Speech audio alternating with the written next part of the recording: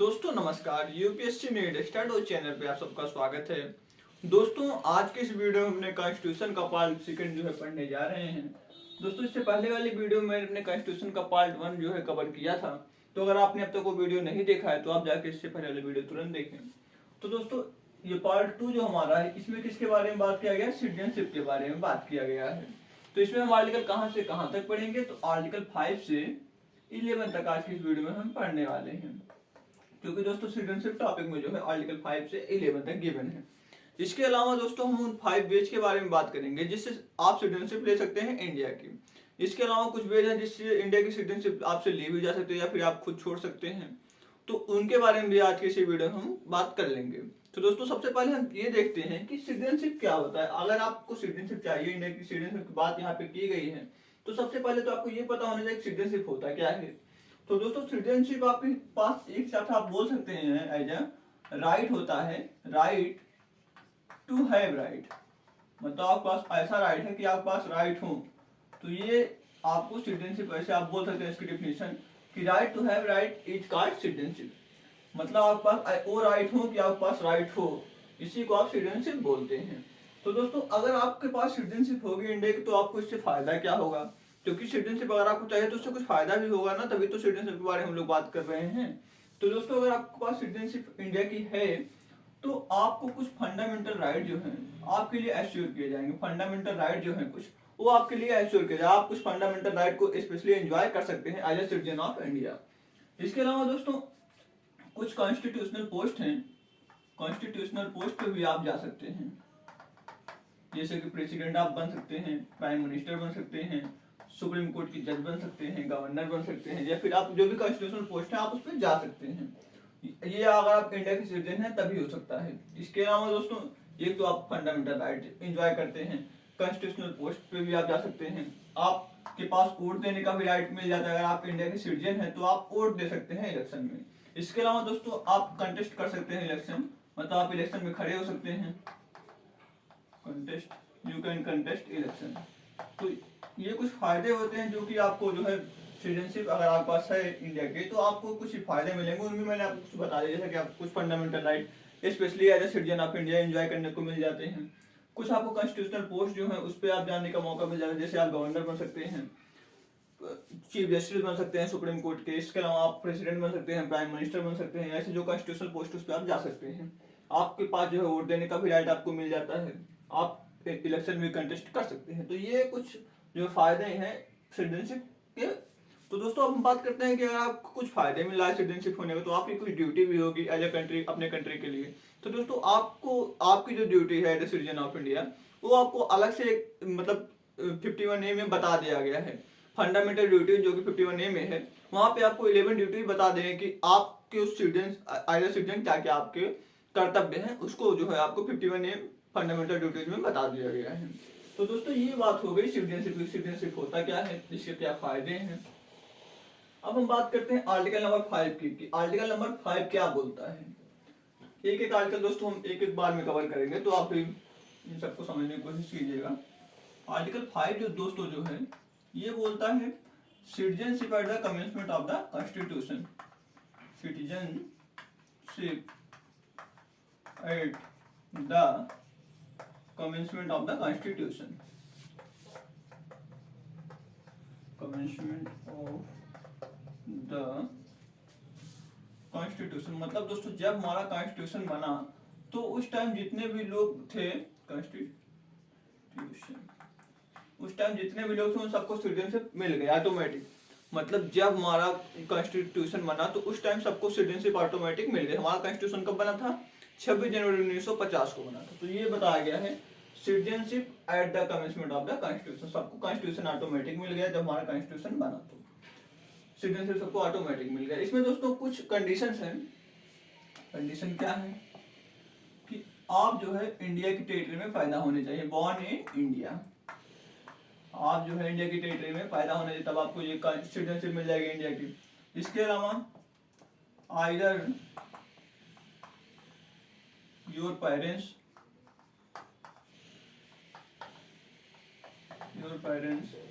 born in India, या तो आपके जो पेरेंट्स है वो जो है इंडिया में पैदा हुए हों, इंडिया की टेरिटरी में अगर आप पैदा हुए तब भी आपको मिल जाएगा। आइदर योर पेरेंट्स, अगर आपके पेरेंट्स पैदा हुए तब भी आपको मिल जाएगा। इसके अलावा दोस्तों एक तीसरी कंडीशन बोलती है कि आप जो है ऑर्डिनरी सिटीजन रहे हो, इंडिया में 5 साल तक, 5 साल या 5 से ज्यादा तक। जैसे कि आप ऑर्डिनरी सिटीजन रहे हो फॉर मोर देन 5 ईयर, आप 5 साल या 5 साल से ज्यादा जो है इंडिया में रह चुके हो। एक ऑर्डिनरी सिटीजन मतलब क्या होता है, एक अच्छे नागरिक की तरह आपने भारत में निवास किया हो 5 साल या उससे ऊपर तक, तब भी आपको जो है इंडिया की सिटीजनशिप ऑटोमेटिक मिल जाएगी। मतलब 3 कंडीशन कौन कौन सी हैं, आप इंडिया की टेरिटरी में पैदा हुए तब भी आपको मिल जाएगा, या फिर आपके पेरेंट्स पैदा हुए इंडिया की टेरिटरी में तब भी आपको मिल जाएगा, या फिर आप इंडिया की टेरिटरी में एज ऑर्डिनरी सिटीजन रहे हो 5 साल या उससे ऊपर तक, तब भी आपको मिल जाएगा। तो दोस्तों ये बोलता है आर्टिकल नंबर 5। आर्टिकल नंबर 5 क्या बोलता है कि जब हमारा कॉन्स्टिट्यूशन बन के तैयार हुआ उस टाइम सबको जो सिटीजनशिप है ऑटोमेटिक मिल गई। इसमें 3 कंडीशन दी गई है। 3 कंडीशन कौन कौन सी है। पहली कंडीशन है कि आप जो है इंडिया की टेरिटरी में पैदा होने चाहिए तब भी आपको मिल जाएगा, या फिर मतलब दोस्तों इन तीनों में से कोई एक कंडीशन भी आप सेटिस्फाई कर देंगे तब भी, ये तीनों कंडीशन आपको सेटिस्फाई नहीं करना है, तीनों में से कोई एक भी सेटिस्फाई हो जाएगा तब भी आपको मिल जाएगा। या तो आप पैदा हुए इंडिया की टेरिटरी में तब भी मिल जाएगा, या तो आपके पेरेंट्स पैदा हुए तब भी मिल जाएगा, या फिर आप इन दोनों में से कुछ नहीं है तो इंडिया में आप 5 साल तक, 5 साल या उससे अधिक तक एक ऑर्डिनरी सिटीजन, एक अच्छे नागरिक की तरह रहे हों तब भी आपको जो है इंडिया की सिटीजनशिप मिल जाएगी। तो ये बोलता है आर्टिकल नंबर 5 हमारा। अब हम बात करते हैं आर्टिकल नंबर 6 की। आर्टिकल नंबर 6 क्या बोलता है। तो दोस्तों आर्टिकल नंबर 6 बेसिकली बात करता है जो लोग पाकिस्तान से इंडिया आए थे उनके बारे में। आर्टिकल नंबर 6 जो हमारा है वो बात करता है जो लोग पाकिस्तान से इंडिया, जब हमारी कंट्री डिवाइड हुई थी, आर्टिकल नंबर 6 क्या बात करता है, जो लोग पाकिस्तान से इंडिया वापस आए थे उनके बारे में बात करता है आर्टिकल नंबर 6 हमारा। अब इसमें क्या है, इसमें यह बताया गया है कि जब हमारी कंट्री डिवाइड हुई तो कुछ लोग पाकिस्तान में चले गए, कुछ लोग इंडिया में चले गए, ऐसा हुआ। तो उसमें अब इसके बारे में बताएगा कि जो लोग पाकिस्तान से इंडिया वापस आए उनके बारे में। तो दोस्तों इसमें एक डेट दी गई है, आपको डेट याद होना चाहिए। डेट कौन सी है, 19 जुलाई 1948। ये दोस्तों आपको डेट याद कर लेना है क्योंकि डेट बहुत ज्यादा इंपॉर्टेंट होता है। इसमें इस डेट का क्या मतलब है, ये इस डेट में बताया गया है कि बिफोर, यहाँ पे लिख दीजिए बिफोर, कि अगर आप 19 जुलाई 1948 से पहले इंडिया वापस आ गए पाकिस्तान से तो जो आपको सिटीजनशिप इंडिया की है वो ऑटोमेटिक मिल जाएगी, ऑटोमेटिक मिल जाएगी आपको इंडिया की सिटीजनशिप, अगर आप 19 जुलाई 1948 से पहले इंडिया में वापस आ गए हैं पाकिस्तान से तो। या फिर दोस्तों अगर आप जो है आफ्टर 19 जुलाई 1948, अगर आप 19 जुलाई 1948 के बाद इंडिया में वापस आते हैं तो फिर पहले आपको इंडिया में जो है 6 मंथ रहना पड़ेगा।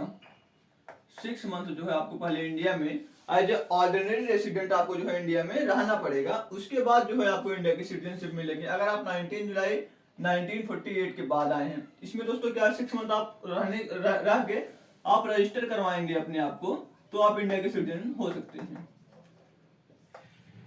मतलब क्या हुआ कि जो लोग पाकिस्तान से इंडिया वापस आए 19 जुलाई 1948 से पहले उनको जो है सिटीजनशिप ऑटोमेटिक मिल गई। जो लोग 19 जुलाई 1948 के बाद इंडिया वापस आए पाकिस्तान से उनको पहले 6 महीने इंडिया में रहना होगा, उसके बाद उनको इंडिया की सिटीजनशिप मिलेगी। उनको जो है रजिस्टर करवाना होगा इंडिया की सिटीजनशिप पाने के लिए। तो ये बताया गया आर्टिकल नंबर 6 में। अब हम आर्टिकल नंबर 7 की बात करते हैं कि आर्टिकल नंबर 7 हमारा क्या बोलता है। तो दोस्तों आर्टिकल नंबर 7 भी बेसिकली ये पाकिस्तान जो लोग इंडिया से पाकिस्तान चले गए उनके बारे में बात करता है।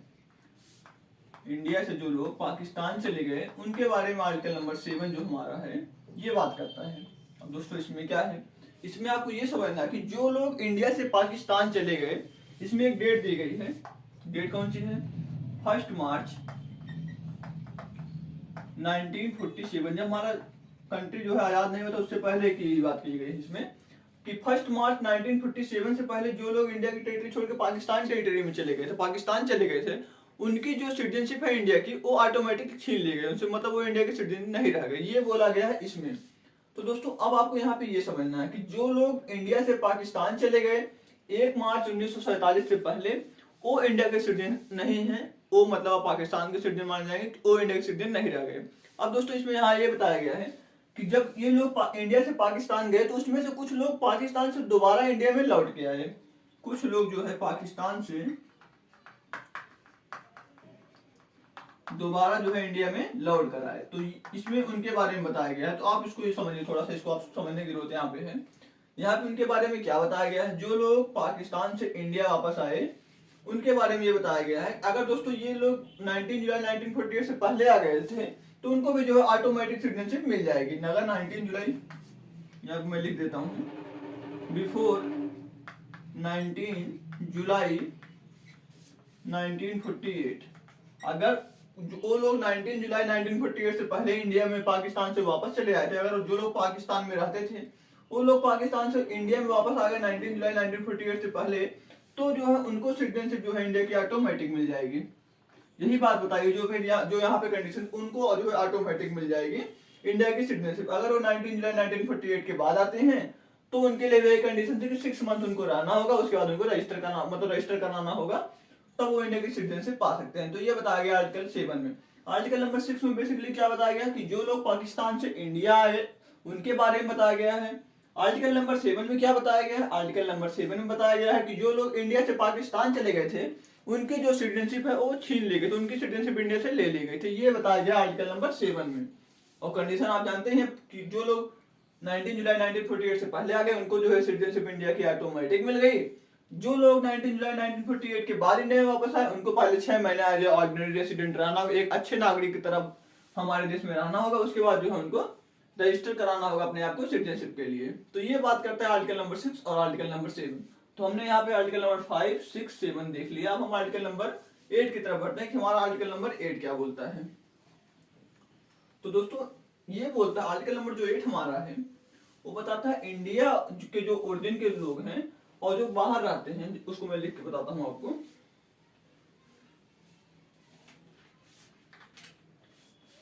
आर्टिकल नंबर जो 8 हमारा वो बोलता है कि जो लोग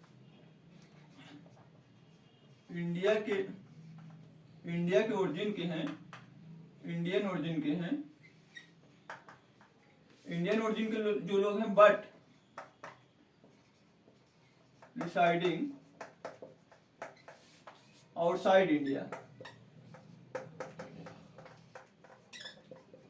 जो लोग इंडिया के, अब दोस्तों इंडियन ओरिजिन का मतलब क्या होता है, यहाँ पे आपको ये समझना कि जो लोग इंडियन ओरिजिन के हैं बट इंडिया से बाहर रह रहे हैं कहीं और किसी और फॉरेन कंट्री में, उनकी सिटीजनशिप के बारे में यहाँ पे बात किया गया आर्टिकल नंबर 8 में। जो लोग इंडियन ओरिजिन के हैं और अभी किसी फॉरेन कंट्री में रह रहे हैं, इंडिया में नहीं रह रहे हैं, किसी दूसरे कंट्री में रह रहे हैं, उनकी सिटीजनशिप के बारे में आर्टिकल नंबर 8 में बात किया गया। ये बताया गया आर्टिकल नंबर 8 में। दोस्तों यहाँ पे आपको इंडियन ओरिजिन मतलब समझना होगा, इंडियन ओरिजिन का क्या मतलब होता है।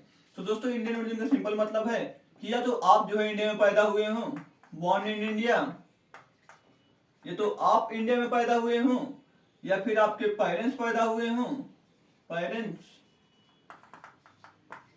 बॉर्न इन इंडिया, या तो आप इंडिया में पैदा हुए हो या तो आपके पेरेंट्स इंडिया में पैदा हुए हो, या फिर आपके ग्रैंड पेरेंट जो है इंडिया में पैदा हुए हो। तो ये बोलता है इंडियन ओरिजिन का मतलब ये होता है। क्या होता है इंडियन ओरिजिन का मतलब, या तो आप इंडिया में पैदा हुए हो या फिर जो है आपके पेरेंट्स इंडिया में पैदा हुए हो, या फिर आपके जो ग्रैंड पेरेंट्स हैं वो इंडिया में पैदा हुए हो, तो ये होता है, आप कह जाएंगे इंडियन ओरिजिन के। तो आर्टिकल नंबर 8 में क्या बात किया गया है, आर्टिकल नंबर 8 में बात किया गया है कि जो लोग इंडियन ओरिजिन के हैं बट अभी किसी और कंट्री में रह रहे हैं, इंडिया में नहीं रह रहे हैं, किसी फॉरेन कंट्री में रह रहे हैं, उनकी जो सिटीजनशिप के बारे में बात हुई है वो आर्टिकल नंबर 8 में बात हुई कि उनको सिटीजनशिप यहाँ पे से मिलेगी आर्टिकल नंबर 8 से। तो ये बोलता है आर्टिकल नंबर 8 हमारा। अब हम बढ़ते हैं आर्टिकल नंबर 9 की तरफ कि हमारा आर्टिकल नंबर 9 क्या बोलता है। तो दोस्तों आर्टिकल नंबर 9 बोलता है किसी को मतलब डुअल सिटीजनशिप नहीं मिलेगी। इसमें बात की गई है नो डुअल सिटीजनशिप की, नो डुअल सिटीजनशिप। इसमें दोस्तों क्या बताया गया है, हमारे कॉन्स्टिट्यूशन में ये लिखा हुआ है पर्सन एक्वायरिंग, मतलब जो लोग बाहर मतलब किसी और कंट्री की सिटीजनशिप ले लेते हैं उनकी जो है इंडिया से सिटीजनशिप छीन ली जाती है। ये बताया गया आर्टिकल नंबर 9 में। कि हमारी कंट्री में डुअल सिटीजनशिप का ये प्रावधान नहीं है, हमारी कंट्री में सिंगल सिटीजनशिप का प्रावधान है, डुअल सिटीजनशिप नहीं है। तो ये आर्टिकल नंबर 9 बताया कि हमारी कंट्री में डुअल सिटीजनशिप नहीं है, तो ये बताया गया आर्टिकल नंबर 9 में। तो इसमें दोस्तों हमारे मतलब जो आर्टिकल में लिखा गया है, इसमें लिखा गया है person acquiring person voluntary, sorry दोस्तों यहाँ पे लिखा है वॉलंटरी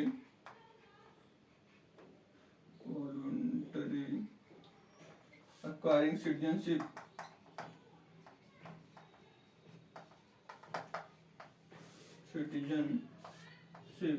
of another country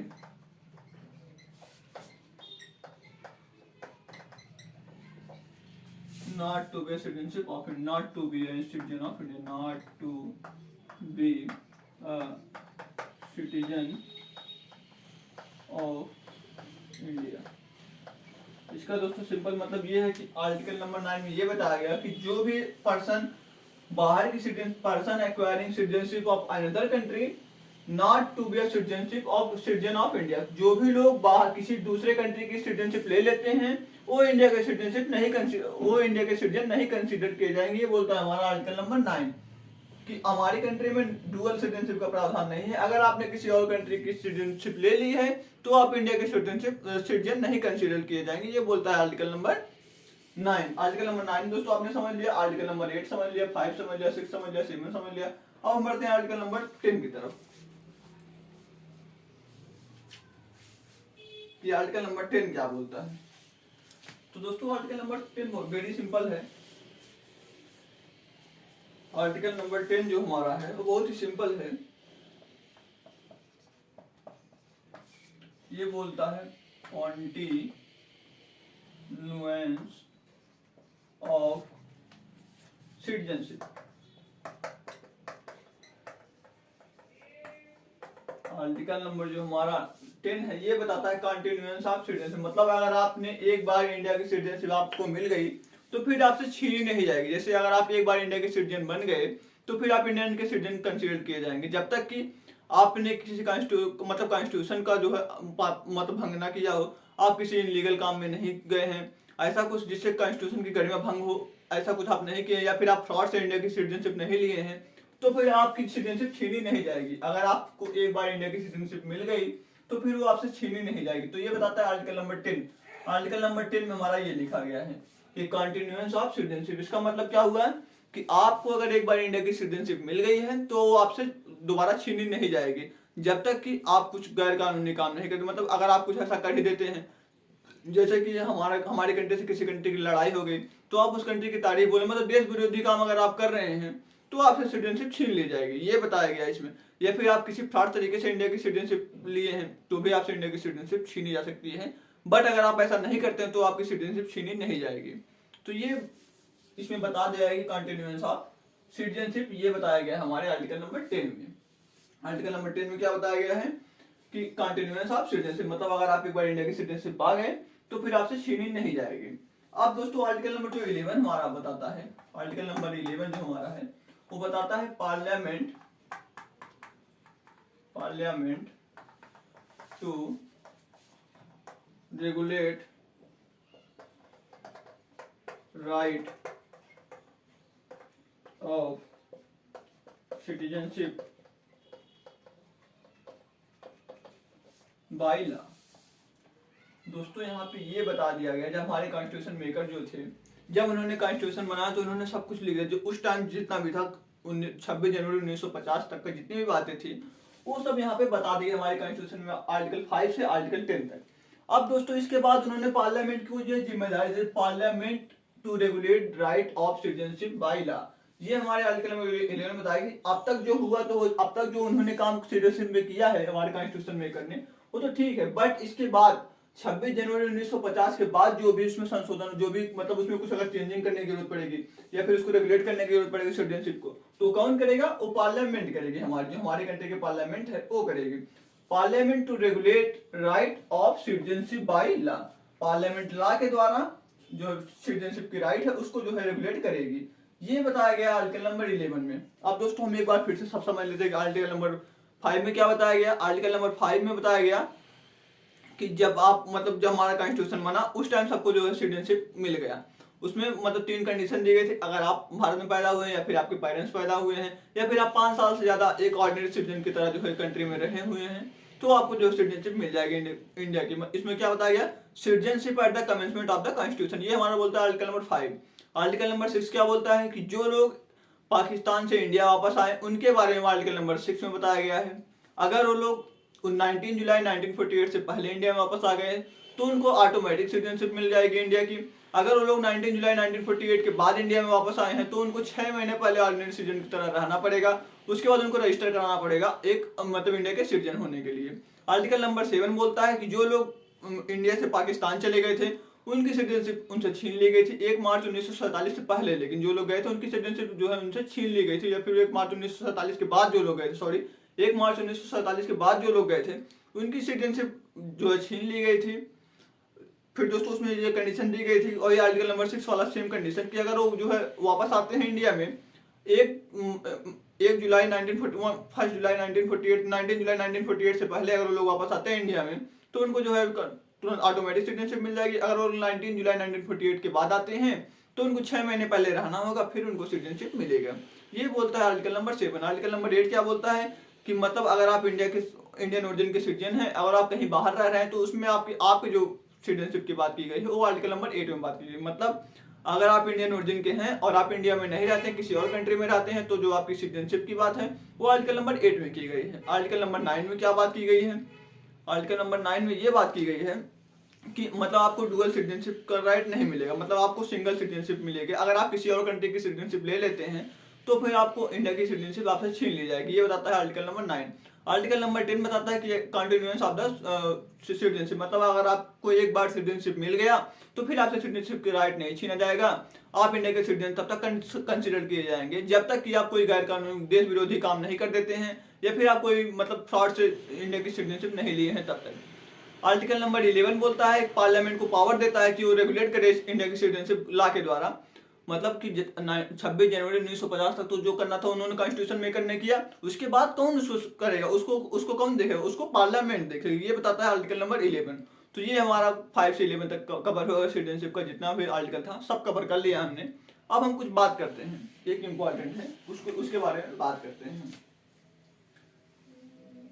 दोस्तों आपने सुना होगा 1955 का एक एक्ट, वो बताता है, उसमें कुछ बेज बता दिए गए। अब इसमें तो हमें बताया नहीं कि आप इंडिया की सिटीजनशिप कैसे ले सकते हैं या फिर आपको इंडिया की सिटीजनशिप छोड़नी होगी या फिर कंट्री को आपको इंडिया के सिटीजनशिप से निकालना हो तो कैसे निकालेगी, ये सब तो इसमें बताया नहीं गया है।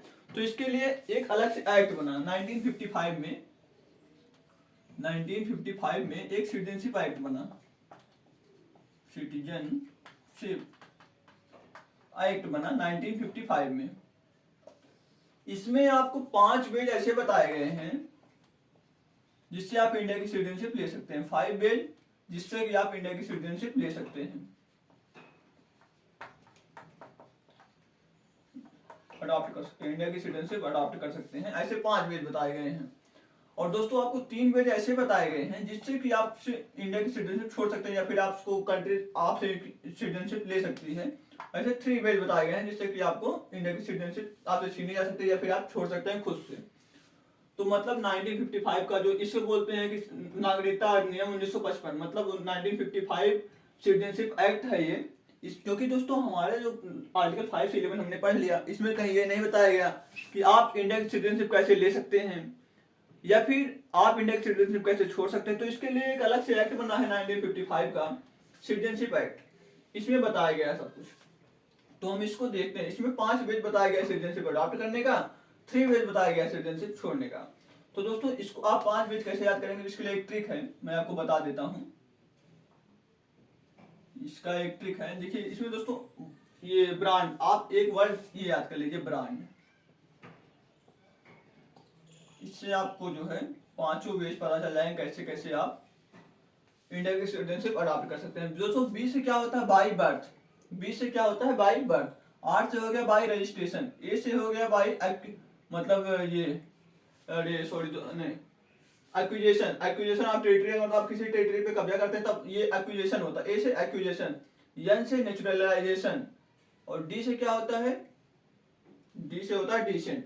मतलब बी से बर्थ होता है, आर से जो होता है रजिस्ट्रेशन होता है, ए से एक्वाइजेशन होता है, एन से नेचुरलाइजेशन होता है, और डी से डिसेंट होता है। ये 5 वेज से जो है आप इंडिया की सिटीजनशिप ले सकते हैं। इसको मैं एक एक करके अभी आपको बताने जा रहा हूँ, और 3 वेज से आप इंडिया की सिटीजनशिप छोड़ सकते हैं। तो सबसे पहले हम बात करते हैं कि आप 5 वेज जिससे आप इंडिया की सिटीजनशिप ले सकते हैं उनके बारे में हम बात करते हैं। तो हम सबसे पहले बात करते हैं बाय बर्थ, कि आप बर्थ से कैसे ले सकते हैं इंडिया की सिटीजनशिप। तो दोस्तों अगर हम बाय बर्थ की बात करें,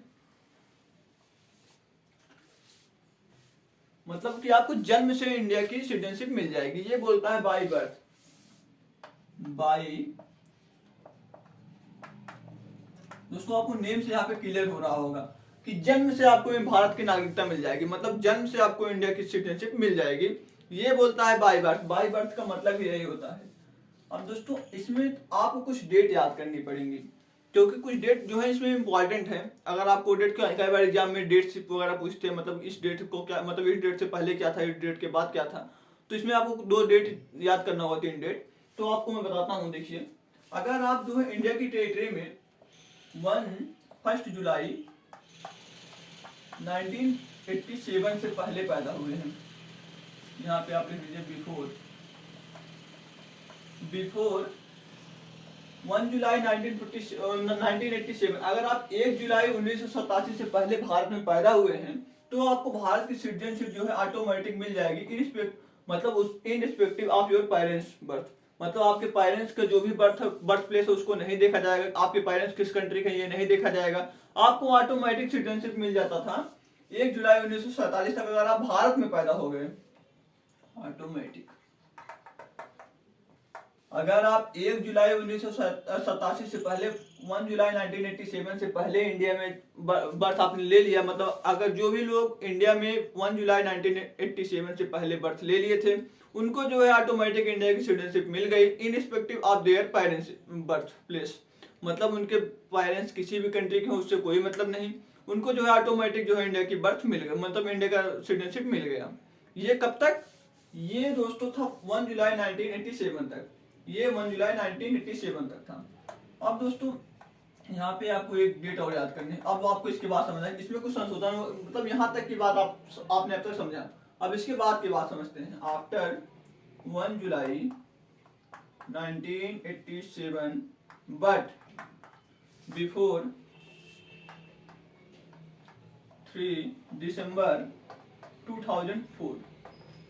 दोस्तों यहाँ पे तो हमने एक बात कर लिया, पहला कि अगर आपने 1 जुलाई 1987 से पहले जो भी लोग इंडिया में बर्थ ले लिए, जो भी लोग इंडिया में पैदा हो गए, उनको जो है ऑटोमेटिक जो है इंडिया की सिटीजनशिप मिल गई, उनके पेरेंट्स कहीं के भी हैं उससे कोई मतलब नहीं। तो यहाँ तक 1987 तक की बात है।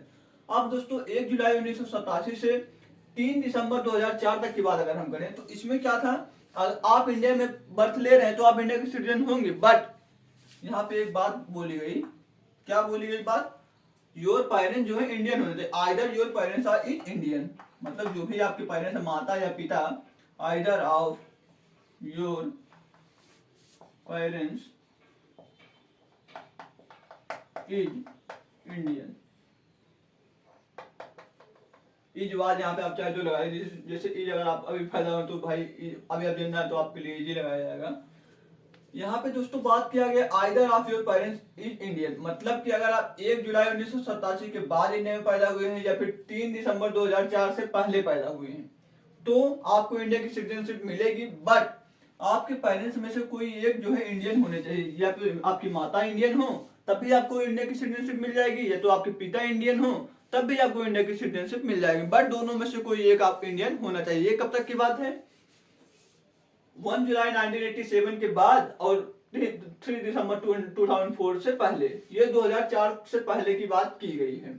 अब दोस्तों यहाँ पे आपको ये समझना है, यहाँ 3 दिसंबर 2004 तक की बात हमने कर ली, इसका मतलब दोस्तों कि जो लोग 3 दिसंबर 2004 से बाद पैदा हुए उनके लिए कुछ और बात है।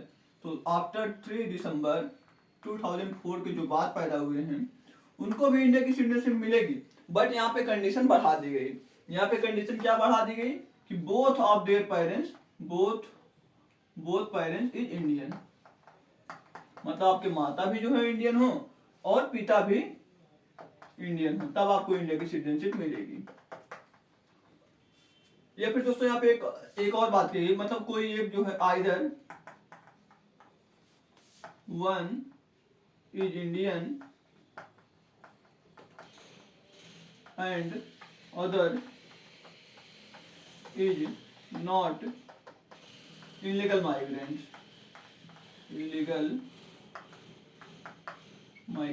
इसका मतलब दोस्तों क्या, तो मैं आपको समझाता हूँ। देखिए यहाँ पे क्या बता कि अगर आपका जन्म भारत में 3 दिसंबर 2004 के बाद हुआ है तो आपको इंडिया की सिटीजनशिप मिलेगी। बट यहाँ पे कंडीशन है कि आपके पेरेंट्स में आपके माता और पिता दोनों ही इंडियन होने चाहिए तब। या फिर दोस्तों आपके कोई एक पेरेंट्स में से कोई एक, जैसे या तो आपकी माता या तो आपके पिता जो आप वो हैं वो इंडियन होने चाहिए, और जो दूसरे हैं जो जैसे आपके माता या पिता एक तो इंडियन होने चाहिए, ये कंपलसरी है, और दूसरे जो हों या तो इनलीगल माइग्रेंट है, मतलब वो धोखेधड़ी से इंडिया में नहीं आए हों, तब भी आपको इंडिया की सिटीजनशिप मिल जाएगी। ये दोस्तों जो भी तीनों बात कही गई है ये आपके at the time of birth की बात की गई है, at the time of birth, मतलब जब भी आप पैदा हुए हैं तब की बात की गई है। यहाँ पे आपने समझ लिया बाई बर्थ से क्या मतलब हुआ, जन्म से आपको जो है नागरिकता मिल जाएगी, जन्म से आपको भारत की नागरिकता मिल जाएगी। बट इसमें आपको 3 डेट याद करना है। अगर आप 1 जुलाई 1987 से पहले भारत में पैदा हो गए तो आपको इंडिया की सिटीजनशिप ऑटोमेटिक मिल जाएगी। उसमें आपके पेरेंट्स का जो प्लेस ऑफ बर्थ नहीं देखा जाएगा, आपके पेरेंट्स कहीं के भी हो आपको इंडिया की सिटीजनशिप मिल जाएगी। बट अगर आप 1 जुलाई 1987 के बाद पैदा हुए हैं बट 3 दिसंबर 2004 से पहले पैदा हुए हैं तो भी आपको इंडिया की सिटीजनशिप मिलेगी। बट यहाँ पे कंडीशन ये हो गई कि आपके माता या पिता में से कोई एक जो है भारतीय होना चाहिए, तभी आपको इंडिया की सिटीजनशिप मिलेगी। इसके बाद दोस्तों 3 दिसंबर 2004 के बाद क्या नियम बना, 3 दिसंबर 2004 के बाद ये हो गया कि आप अगर भारत में पैदा होते हैं तो भी आपको इंडिया की सिटीजनशिप मिलेगी। बट कंडीशन यहाँ पे क्या बढ़ा दी गई, आपके माता और पिता दोनों ही या तो इंडियन हो तब भी मिल जाएगी, या तो अब फिर आपके माता या पिता में से कोई एक इंडियन होना चाहिए और दूसरे जो हैं वो इलीगल माइग्रेंट ना हो, मतलब वो धोखेधड़ी से भारत में ना रह रहे हो, तो भी आपको इंडिया की सिटीजनशिप मिल जाएगी। ये बात हो गया मतलब बाई बर्थ का। अब हम बात करते हैं बाई डिसेंट का, कि बाई डिसेंट से क्या मतलब होता है। तो दोस्तों यहाँ पे डिसेंट का मतलब आप समझ रहे होंगे वंश, मतलब आपको वंश के आधार पर इंडिया की सिटीजनशिप मिल जाएगी। डिसेंट का मतलब क्या हुआ, बाई बर्थ, मतलब आपको बर्थ के आधार पर इंडिया की सिटीजनशिप मिल जाएगी। ये दोस्तों इंडिया के अंदर अगर आप पैदा हुए तब की बात हुई, ये बताया गया बाई बर्थ में। अब आप दोस्तों बाई डिसेंट की बात अगर हम करें, बाई डिसेंट इसका मतलब क्या हुआ, इसका मतलब दोस्तों सीधा सीधा होता है वंश से रिलेटेड होता है, वंश कि मतलब वंश के आधार पे आपको भारत की नागरिकता मिलेगी। इसमें क्या हुआ दोस्तों, अगर आप जो है भारत के कहीं बाहर पैदा हुए होते हैं, बॉर्न आउटसाइड इंडिया, कंसीडर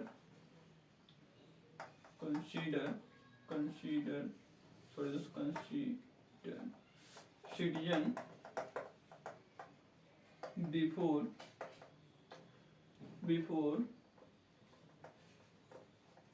10 दिसंबर 1992। यहाँ पे दोस्तों कंडीशन क्या है, इफ फादर इज इंडियन। दोस्तों यहाँ पे बात की वाई डिसेंट मतलब वंश होता है, मतलब आपको वंश के आधार पर भारत की नागरिकता मिल जाएगी। यहाँ पे कंडीशन क्या बताएगी, अगर आप भारत के बाहर कहीं भी पैदा होते हैं तो आप भारत के सिटीजन माने जाएंगे। यहाँ दोस्तों एक डेट दी गई 10 दिसंबर 1992। अगर आप 10 दिसंबर 1992 से पहले पैदा हुए, कहीं भी पैदा हुए हो, तब आपको तभी भारत की नागरिकता मिलेगी जब आपके पिता जो है वो इंडियन हो। मतलब अगर आपके पिता इंडियन हैं तभी आपको भारत की नागरिकता मिलेगी, अगर आप भारत के बाहर कहीं जन्म लेते हैं तब। ये दोस्तों कब तक की बात हो गई, 10 दिसंबर 1992 से पहले। अगर आप 10 दिसंबर 1992 से पहले पैदा हुए हैं, भारत छोड़ किसी और कंट्री, मतलब आप किसी फॉरेन कंट्री में पैदा होते हैं 10 दिसंबर 1992 से पहले, तो आपको तभी भारत की नागरिकता मिलेगी जब आपके पिता भारतीय हो। अगर आपकी माता भारतीय उससे कोई मतलब नहीं, आपके पिता भारतीय हैं तभी आपको इंडिया की सिटीजनशिप मिलेगी। ये बात हुआ 10 दिसंबर 1992 तक का। अब दोस्तों हम बात करते हैं आफ्टर 10 दिसंबर 1992 बट 3 दिसंबर 2004। यहाँ पे दोस्तों एक और नियम फिर उसका चेंजिंग उसमें हुआ। उसमें क्या चेंजिंग हुआ, मतलब 10 दिसंबर 1992 से के बाद और 3 दिसंबर 2004 से पहले अगर आप भारत छोड़ कहीं और मतलब किसी और कंट्री में पैदा होते हैं, मतलब यहाँ मैं ये भी लिख देता हूँ, born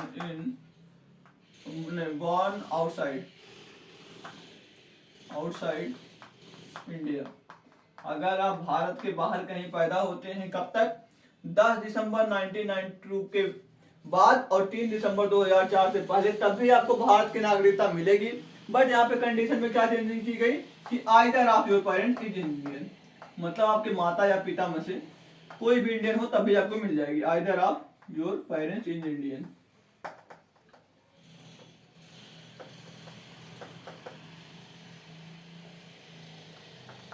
यहाँ पे आपको क्या बताया गया, यहाँ पे क्या था, 10 दिसंबर 1992 से पहले क्या था कि अगर आपके पिता भारतीय हैं तभी आपको भारत की नागरिकता मिलेगी, अगर आप भारत छोड़ किसी और देश में पैदा होते हैं तब। यहाँ पे क्या चेंजिंग किया गया कि अगर आप भारत को छोड़ किसी और देश में पैदा होते हैं, मतलब आप किसी फॉरेन कंट्री में पैदा होते हैं 10 दिसंबर 1992 के बाद और 3 दिसंबर 2004 से पहले, तो भी आपको भारत की नागरिकता मिल जाएगी। बट कंडीशन में यहाँ चेंजिंग क्या की गई, यहाँ पे केवल पिता आपके भारतीय बोला गया, यहाँ पे बोल रहे आपके पिता या माता में से किसी कोई भी भारतीय हो तब भी आपको मिल जाएगा, either of your parents is Indian. तो ये बात हो गई। यहाँ पे दोस्तों एक तीसरा बिट है, तीसरा क्या है, बॉर्न आउटसाइड इंडिया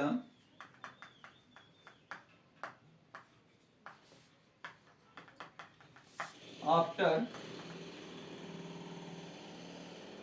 3 दिसंबर 2004। यहाँ पे दोस्तों यहाँ पे आफ्टर यहाँ पे बिफोर होगा।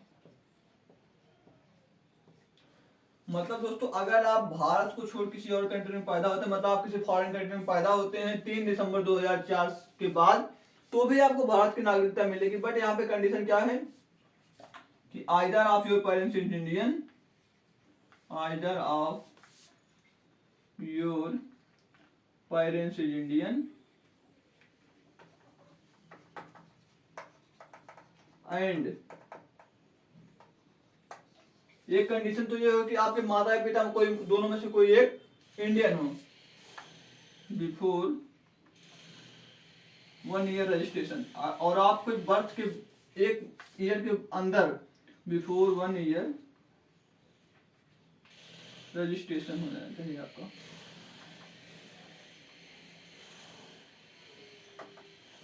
इसमें क्या चेंजिंग है, मतलब अगर आप किसी फॉरेन कंट्री में पैदा होते हैं 3 दिसंबर 2004 के बाद, तो भी आपको भारत की नागरिकता मिलेगी डिसेंट के आधार पर। बट कब मिलेगी, जब आपके माता पिता दोनों में से कोई एक इंडियन हो। इसके अलावा आपके बर्थ के 1 साल के अंदर ही आपका रजिस्ट्रेशन हो गया। जैसे आज आप पैदा हुए तो आज के 1 साल के अंदर ही आपका जो है रजिस्ट्रेशन हो जाना चाहिए, तभी आप जो है इंडिया के सिटीजन कंसिडर किए जाएंगे, अदरवाइज आप इंडिया के सिटीजन नहीं कंसिडर किए। आप ये रजिस्ट्रेशन कहाँ करवा सकते हैं, जो भी इंडिया की ऑफिस होगी उस कंट्री में, आप वहां जाके रजिस्ट्रेशन करा सकते हैं कि हाँ भाई हमारा ये बेटा पैदा हुआ है, तो उसको जो है इंडिया की सिटीजनशिप मिल जाएगी। बट आपको रजिस्ट्रेशन करवाना अनिवार्य है। तो ये बात हो गई डिसेंट के आधार पर। 3 तरीके से मतलब डिसेंट के आधार पर मतलब सिटीजनशिप मिलता है आपको वंश के आधार पर। पहले क्या होता था, 10 दिसंबर 1992 से पहले आपको सिटीजनशिप तभी मिलती थी जब आपके पिता जो है भारतीय हो। 10 दिसंबर 1992 के बाद और 3 दिसंबर 2004 से पहले आपको सिटीजनशिप तभी मिलेगी जब आपके माता या पिता दोनों में से कोई एक भारतीय हो। और यहाँ पे चेंज किया गया 3 दिसंबर 2004 से अब तक की बात की गई है। 3 दिसंबर 2004 से अभी तक यही चल रहा है कि आपके माता या पिता दोनों में से कोई एक भारतीय हो। और इसके अलावा अगर आप कहीं बाहर पैदा होते हैं तो 1 साल के अंदर ही आप रजिस्ट्रेशन करवा लीजिए, तब आपको इंडिया की सिटीजनशिप मिल जाएगी। बट दोस्तों ये बहुत ही फिक्स नहीं, आप मतलब इसको गवर्नमेंट आगे पीछे भी कर सकते हो, थोड़ा आगे पीछे हो जाएगा तब भी चल जाएगा, कोई दिक्कत नहीं है इसमें। तो ये हो गया बाई डिसेंट के आधार पर। अब दोस्तों ये आपने 2 समझा, एक बाई बर्थ समझा, एक बाई डिसेंट समझा। अब हम बात करते हैं बाई रजिस्ट्रेशन की, कि रजिस्ट्रेशन के आधार पर कैसे क्या होता है। तो दोस्तों रजिस्ट्रेशन को हम समझ लेते हैं।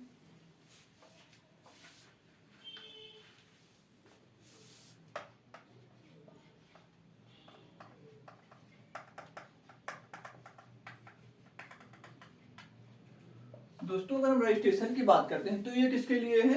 इंडियन ओरिजिन के लिए। जो लोग इंडियन ओरिजिन के हैं उनके लिए ये बात की गई है, इंडियन ओरिजिन। अभी दोस्तों मैंने आपको समझाया थोड़ी देर पहले इंडियन ओरिजिन का क्या मतलब होता है। ये तो आप भारत में पैदा हुए हो, या तो आपके माता या पिता भारत में पैदा हुए हो, या फिर आपके ग्रैंड फादर या ग्रैंड मदर इंडिया में पैदा हुए हो, तो भी आपको इंडिया की सिटीजनशिप मिल जाएगी। इंडियन ओरिजिन के लिए है ये, इसी को बोलते हैं आप इंडियन ओरिजिन। आप पैदा हुए हैं, आपको या माता पिता पैदा हुए हैं, या फिर आपके दादा दादी पैदा हुए, तब भी आप ये इंडियन ओरिजिन के अंतर्गत आता है। अब दोस्तों यहाँ पे बाई रजिस्ट्रेशन में आपको क्या समझना है? बाई रजिस्ट्रेशन में आपको कहीं आप मान लीजिए बाहर रहते हैं, आप किसी फॉरेन कंट्री में रहते हैं, आपके पास इंडिया की सिटीजनशिप नहीं है, आपको इंडिया की सिटीजनशिप लेनी है, तो आप रजिस्ट्रेशन के द्वारा तभी ले सकते हैं जब आप इंडियन ओरिजिन के हों। अगर आप पैदा हुए हैं भारत में, या फिर आपके माता पिता पैदा हुए हैं भारत में, या फिर आपके दादा दादी पैदा हुए हैं भारत में, तो आप बाई रजिस्ट्रेशन के तहत जो है अपना रजिस्ट्रेशन करवा सकते हैं और सिटीजनशिप ले सकते हैं इंडिया की। बट इसमें कुछ कंडीशन है। कंडीशन क्या है कि आपको सिटीजनशिप तभी मिलेगा जब आप 7 ईयर यहाँ इंडिया में रह चुके हों। मतलब आपको 7 साल इंडिया में पहले रहना होगा, उसके बाद जो है आपको भारत की नागरिकता मिलेगी। तो दोस्तों 7 साल कैसे रहना, आपको ये समझ रहे होंगे कि 7 साल क्या लगातार रहना होगा या फिर आगे पीछे हो सकता है। तो इसमें कंडीशन ये है कि आप 8 ईयर में 6 ईयर रहे हो, मतलब पिछले 8 साल में आप 6 साल रहे हो कम से कम, मतलब 8 साल हुआ तो आप 2 साल कहीं बाहर रह सकते हैं, बट आप 6 साल रहे हो इंडिया में। इसके अलावा दोस्तों 1 साल जो है आप कंटिन्यूअस इंडिया में रहे हो।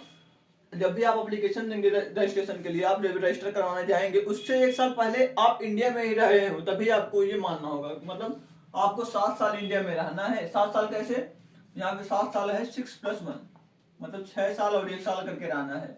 6 साल मतलब कैसे रहना है? 8 साल के भीतर आप 6 साल कभी भी रहे, मतलब आज आप रह रहे हो, मतलब 1 साल आज से आप रह लिए, उसके बाद आप 2 साल कहीं बाहर घूम लिए, फिर आगे 6 साल लगातार रह लिए, 5 साल लगातार रह लिए, तो आपको ऐसे करके भी 6 साल आप पूरा कर सकते हैं। या फिर आप कुछ दिन बाहर रहे, फिर यहाँ रहे, फिर कुछ दिन बाहर, तो आपको 6 साल ऐसे पूरा करना है, या फिर आप लगातार भी कर सकते हैं।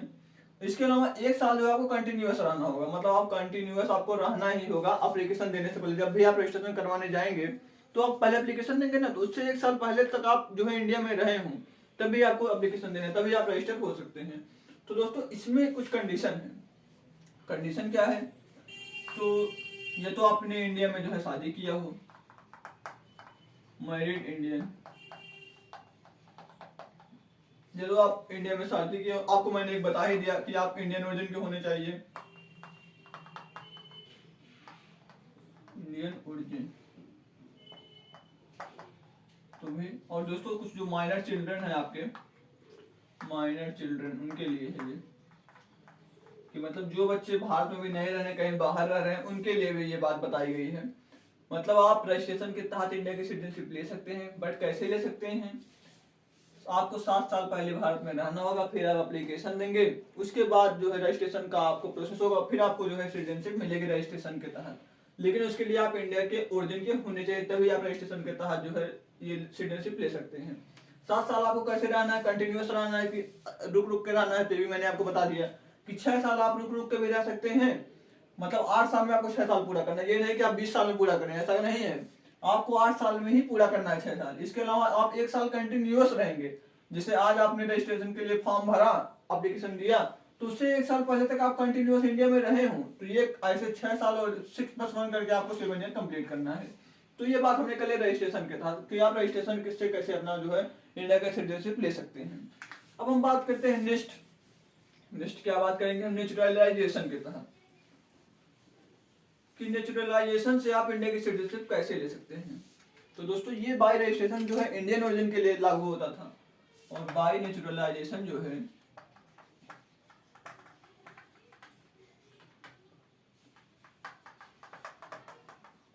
ये बाय जो रजिस्ट्रेशन था वो इंडियन ओरिजिन के लिए था, और ये जो है फॉरेनर के लिए। किसके लिए है? फॉरेनर के लिए है।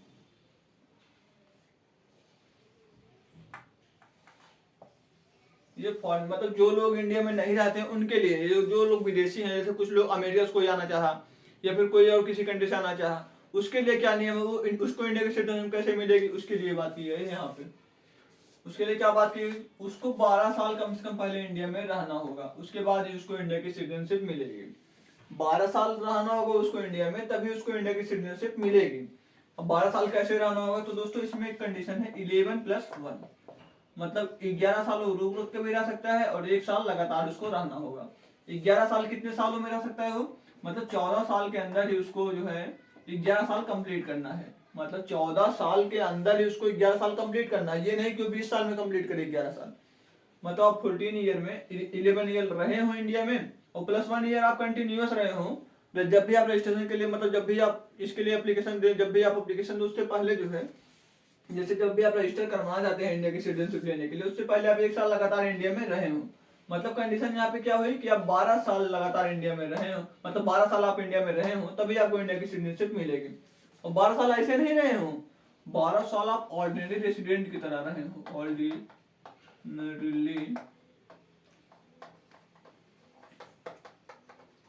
रेसिडेंट की तरह रहे, मतलब आप एक अच्छे नागरिक की तरह 12 साल भारत में रहे। आप ये नहीं आपका ट्रैक रिकॉर्ड आतंकवादी का तो आपको सिटीजनशिप मिल जाएगा, ऐसा कुछ नहीं है। अगर आप अच्छे तरीके से भारत के नागरिक की तरह, मतलब एक अच्छे नागरिक की तरह भारत में रह रहे हैं तो आपको इंडिया की सिटीजनशिप मिल जाएगी।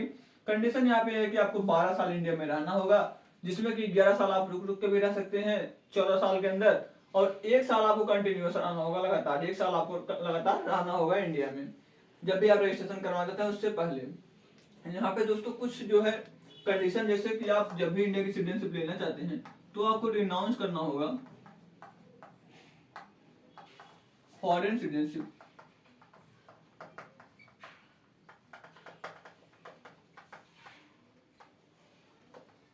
जब भी आप इंडिया की सिटीजनशिप लेना चाहते हैं तो आपको रिनाउंस करना होगा फॉरेन सिटीजनशिप को। इसके अलावा दोस्तों आपको 22 लैंग्वेज में से कोई एक लैंग्वेज आनी चाहिए। 22 लैंग्वेज जो कि इंडिया में है, जो कि 8 शेड्यूल में लिखी गई है, उनमें से कोई आपको एक लैंग्वेज अच्छे से आनी चाहिए, तभी आपको मिलेगी इंडिया की सिटीजनशिप। इसके अलावा दोस्तों आप उस कंट्री से ना हो जहाँ पे इंडिया के लोगों को नेचुरलाइजेशन के तहत सिटीजनशिप ना मिले। तो जैसे आप किसी कंट्री से ऐसे हैं जहाँ की हमारे भारत के लोगों को नहीं मिलता सिटीजनशिप, नागरिकता का अधिकार नहीं मिलता है, वहाँ की नागरिकता हमारे भारत के लोगों को नहीं मिलती है, तो भी आपको नागरिकता नहीं मिलेगी। अगर आप किसी ऐसे कंट्री से हैं जिस कंट्री में भारत के लोगों को नागरिकता नेचुरलाइजेशन के तहत नहीं मिलती है, तो भी आपको जो है नहीं मिलेगी नागरिकता नेचुरलाइजेशन के तहत। तो इसके लिए कंडीशन ये भी है। तो 3-4 कंडीशन, जैसे कि क्या आपको उस कंट्री, जिस कंट्री में आप अभी तक जिस कंट्री के सिटीजन हैं, आपको उसकी सिटीजनशिप छोड़नी पड़ेगी, तब आप इंडिया में आ सकते हैं। 22 लैंग्वेज में से कोई एक लैंग्वेज आपको आनी चाहिए, या फिर आप उस कंट्री से नहीं होना चाहिए जहाँ की इंडिया के लोगों को सिटीजनशिप नहीं मिलती है इसके तहत, नेचुरलाइजेशन के तहत, तो भी आपको इंडिया की सिटीजनशिप मिल जाएगी। तो ये बात हो गई, हमने नेचुरलाइजेशन की बात कर ली कि नेचुरलाइजेशन से कैसे आप इंडिया की सिटीजनशिप ले सकते हैं। अब हम बात करते हैं एक्वाराइजेशन की, लास्ट है।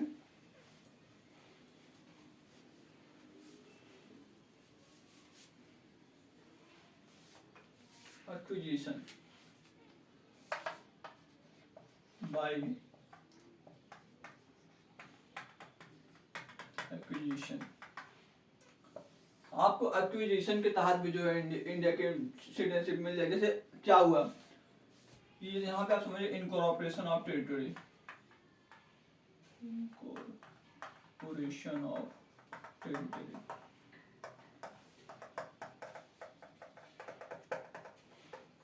मतलब जैसे कि भारत में कोई कंट्री शामिल हो गई तो फिर वहां के लोगों को जो है ऑटोमेटिक सिटीजनशिप मिल जाएगी भारत। जैसे जब सिक्किम हमारे कंट्री में शामिल हुआ 1975 में, तो जो भी सिक्किम के लोग थे सबको जो इंडिया की सिटीजनशिप ऑटोमेटिक मिल गई। ये नहीं कि उनके लिए कुछ अलग से, ये कुछ नहीं। उन जैसे जो भी कंट्री, कल को हमारे कंट्री में कोई नई कंट्री शामिल, मान लीजिए आप पाकिस्तान, अफगानिस्तान या भूटान, नेपाल, श्रीलंका, कोई भी हमारे कंट्री में शामिल होना चाहता है तो वहाँ के लोगों को ऑटोमेटिक सिटीजनशिप मिल जाएगी भारत की। तो ये आपने समझा कि अगर कोई भी कंट्री कल को हमारी इंडिया की टेरिटरी में शामिल होना चाहती है तो फिर जो भी वहाँ के लोग हैं सबको जो है इंडिया की सिटीजनशिप ऑटोमेटिक मिल जाएगी। ये बताता है बाय एक्विजिशन। ये सबसे सरल है, इनकॉर्पोरेशन ऑफ टेरिटरी। जब भी टेरिटरी हमारी कंट्री में आ जाएगी, कोई भी टेरिटरी नहीं शामिल होती है, तो वहाँ जितने लोग निवास करते हैं सबको जो है इंडिया की सिटीजनशिप ऑटोमेटिक मिल जाएगी। तो हमने यहाँ पे 5 पेज देख लिए जिससे कि आपको इंडिया की सिटीजनशिप मिल सकती है। तो मैंने उसके लिए आपको एक फार्मूला, ये ट्रिक बताया था क्या, ब्रांड। इससे क्या आपने समझा, बी से बाई बर्थ हुआ, मैंने आपको बाई बर्थ बता दिया, बाई रजिस्ट्रेशन बता दिया, एक्विजिशन बता दिया जो ये है, एन से नेचुरलाइजेशन हो गया, डी से डिसेंट हो गया। तो आप ये 5 वेज है आपके पास इंडिया की सिटीजनशिप लेने के। इसके अलावा दोस्तों 3 वेज है जिससे कि आप इंडिया की सिटीजनशिप छोड़ सकते हैं, या फिर आपको कंट्री जो है आपको इंडिया की सिटीजनशिप ले सकते हैं आपसे। तो हम वो ये भी डिस्कस कर लेते हैं, फिर ये वीडियो खत्म हो जाएगी। थोड़ा वीडियो लंबा हो गया कुछ, तो अब हम देख लेते हैं। ये तो बात हो गई इसकी सिटीजनशिप लेने की। अब आप लॉस ऑफ सिटीजनशिप की बात करें।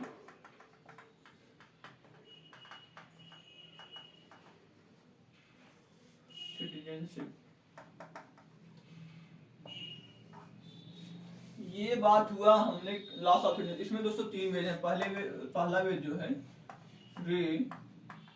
रिनॉन्सिएशन। पहला तरीका ये है, आप रिनॉन्सिएशन के तहत इंडिया की सिटीजनशिप छोड़ सकते हैं। अगर आप किसी और कंट्री की सिटीजनशिप लेना चाहते हैं, मान लीजिए आप कल को यूएसए के या श्रीलंका की या फिर किसी कंट्री की आप सिटीजनशिप लेना चाहते हैं, तो आप खुद से अगर इंडिया की सिटीजनशिप छोड़ देते हैं तो आप रिनॉन्सिएशन के तहत उसको छोड़ेंगे। ये तो ऑटोमेटिक होता है, मतलब आप खुद से छोड़ेंगे, मतलब ये आप होता है बाय, और ये वॉलंटरी एक्शन होता है।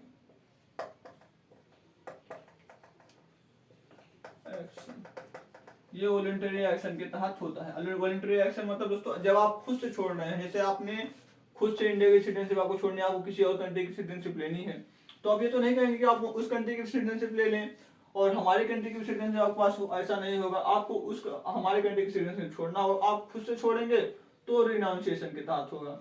अब दोस्तों यहाँ पे दूसरा जो होता है टर्मिनेशन। टर्मिनेशन में क्या होता है, अगर आप खुद से नहीं छोड़ते हैं, मान लीजिए आपने सिटीजनशिप किसी और कंट्री की ले ली और आपने इंडिया की सिटीजनशिप नहीं छोड़ी, तो आपकी सिटीजनशिप ले ली जाएगी टर्मिनेशन के तहत। दोस्तों ये होता है बाय ऑपरेशन ऑफ लॉ।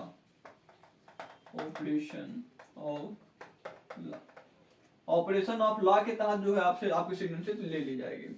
मतलब अगर आप खुद से इंडिया की सिटीजनशिप छोड़ते हैं किसी और कंट्री की सिटीजनशिप लेने के लिए, तो रिनाउंसिएशन के तहत छोड़ेंगे, ये वॉलंटरी एक्शन होता है, आप खुद करते हैं।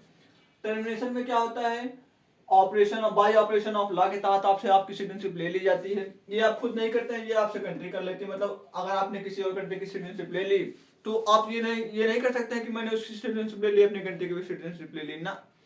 आप अगर किसी और कंट्री की सिटीजनशिप ले लेते हैं तो आपकी जो इंडिया की सिटीजनशिप हो वो ऑटोमेटिक टर्मिनेट हो जाएगी, मतलब ऑटोमेटिक आपसे ले ली जाएगी। तो ये बाय ऑपरेशन ऑफ लॉ होता है। और दोस्तों जो तीसरा वेज है वो डेप्रीवेशन है।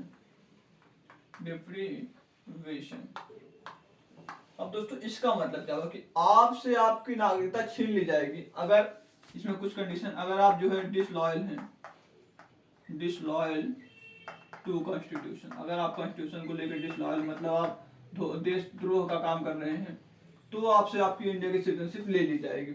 या फिर दोस्तों आपने कुछ फ्रॉड करके इंडिया की सिटीजनशिप ले लिया हो, आपने फ्रॉड करके इंडिया की सिटीजनशिप ली, तो भी आपको जो है डेप्रीवेशन के तहत आपकी सिटीजनशिप आपसे ले ली जाएगी। डेप्रीवेशन में क्या होता है, इसका मतलब कि अगर आपने मान लीजिए देशद्रोह का कोई काम कर दिया, आप देशद्रोह कर रहे हैं, तो आपसे इंडिया की सिटीजनशिप ले ली जाएगी। कंट्री आपसे खुद इंडिया की सिटीजनशिप ले लेगी, वो आपको बोल देगी आप इंडिया की सिटीजन नहीं है। तो क्या अगर आप डिसलॉयल है कॉन्स्टिट्यूशन को लेके, आप हमारे संविधान को लेकर डिसलॉयल हैं तब, या फिर आपने कुछ फ्रॉड के तहत इंडिया का जो है ये सिटीजनशिप ले ली, जैसे मैंने आपको बताया बाय रजिस्ट्रेशन होता है, बाय बर्थ होता है, बाय डिसेंट होता है, बाय नेचुरलाइजेशन होता है, एक्विजिशन ऑफ टेरिटरी होता है। इन सब के तहत आपने किसी फ्रॉड करके आपने लिया है, तो फिर आप अगर वो गवर्नमेंट को पता चल गया, गवर्नमेंट को पता चली जाता है, तो फिर आपसे इंडिया की सिटीजनशिप ले ली जाएगी। तो ये 3 वेज हैं जिससे कि इंडिया की सिटीजनशिप छीन ली जा सकती है आपसे, या फिर आप खुद छोड़ सकते हैं। पहला होता है रिनाउंसिएशन, ये वॉलंटरी एक्शन होता है, आप खुद करते हैं। टर्मिनेशन होता है बाय ऑपरेशन ऑफ लॉ, ये अगर आपने किसी और कंट्री की मतलब ले लिए सिटीजनशिप, तो आपसे ऑटोमेटिक आपकी सिटीजनशिप जो है टर्मिनेट हो जाएगी। डेप्रीवेशन का मतलब होता है कि आपसे इंडिया की सिटीजनशिप छीन ली जाएगी अगर आप अपने कॉन्स्टिट्यूशन को लेकर डिसलॉयल हैं तो, या फिर आपने किसी फ्रॉड के तहत जो है ये किया हो तो। यहाँ पे दोस्तों आपको एक चीज मैं और बता दूं, यहाँ पे सिंगल सिटीजनशिप का मतलब क्या होता है। हमारी कंट्री में डुअल सिटीजनशिप नहीं है। सिंगल सिटीजनशिप का मतलब क्या होता है, यहाँ पे आप ये नहीं सोचिएगा सिंगल सिटीजनशिप का मतलब कि हम 2 कंट्री का सिटीजनशिप नहीं ले सकते। यहाँ पे दोस्तों सिंगल सिटीजनशिप का यहाँ पे ये भी मतलब हुआ कि आपका डुअल सिटीजनशिप नहीं होगा। मतलब आप जैसे एक तो इंडिया की टेरिटरी में रह रहे, आपके पास इंडिया की सिटीजनशिप हो गई, फिर आप किसी स्टेट में रह रहे होंगे, जैसे अब यूपी, महाराष्ट्र, बिहार, किसी भी स्टेट में अगर आप रह रहे होंगे तो ये नहीं कि आपको उस स्टेट की अलग से जो है सिटीजनशिप मिलेगी। हाँ, जम्मू कश्मीर में 2019 से पहले था, बट ये अभी ये खत्म हो गया। अभी सब जगह केवल सिंगल सिटीजनशिप है और वो है इंडिया की सिटीजनशिप। आपको स्टेट की सिटीजनशिप नहीं मिलती है। ये सिंगल सिटीजनशिप का मतलब होता है कि मतलब आपके पास केवल एक सिटीजनशिप होगी, वो कंट्री की होगी। तो ये दोस्तों आज के इस वीडियो में हमने देखा कि हमने क्या क्या देखा। आर्टिकल 5 से 11 तक पूरा देखा हमने जो है। इसके बाद देखा कि जो है हम किन 5 तरीके से इंडिया की सिटीजनशिप ले सकते हैं, किस 3 तरीके से इंडिया की सिटीजनशिप छोड़ सकते हैं। तो ये आज हमने पार्ट 2 अपना कवर कर लिया है, जो कि सिटीजनशिप था। तो अगर आपको दोस्तों वीडियो अच्छा लगा तो वीडियो को लाइक करें, चैनल पर नए हैं तो सब्सक्राइब करें और बेल आइकन को भी जरूर दबाएं। और अगर आपको कोई डाउट रह गया हो या फिर आपको कोई डाउट हो किसी चीज़ में तो आप कमेंट करके जरूर अपना डाउट पूछें। तो दोस्तों आज की इस वीडियो में इतना ही, मिलते हैं नेक्स्ट वीडियो में, तब तक के लिए धन्यवाद।